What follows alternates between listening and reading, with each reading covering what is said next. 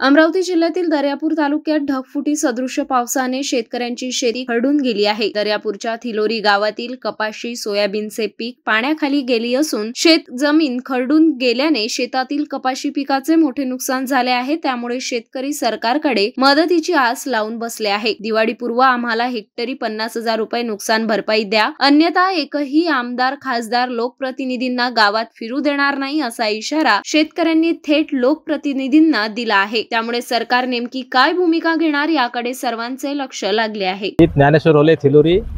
काल आमच्या इथे ढगफुटी सदृश म्हणजे ढगफुटी सारखा पाऊस झाला। एका दमान म्हणजे एका अर्ध्या घंट्यात नदी नाले पूर्ण भरून आले। त्याच्यातून प्रचंड प्रमाणात आमच्या इथे नुकसान झालं। तसंही हा 1.5 महिन्यापासून पाऊस चालू आहे आणि 1.5 महिन्यापासून आम्हाला शेतीचे कामं सुद्धा करता नाही येऊन राहिले। आतापर्यंत जो खर्च लागणारा होता तो सगळा शेतीला लागून गेला। आता खर्च लागल्यानंतर आता हे आमच्यावर संकट आलेलं आहे। अशा या संकटात या गव्हर्नमेंटने आम्हाला मदत करावी, सरकारने मदत करावी। त्याचप्रमाणे सरकारने कर्जमाफी सुद्धा करण्यात यावी। दुसरी गोष्ट म्हणजे आम्हाला 50,000 रुपये हेक्टरी मदत देण्यात यावी। नाही, काल एवढं पाऊस आला आमच्या इथं, ढगफुटी दृश्य पाऊस झालेला आहे। कारण की आमचं अतोनात नुकसान झालेलं आहे। पूर्ण आमचे पराठे खरडून गेले। पाणी आमचं तर गुडघागोळवर पाणी शेतामध्ये आहे।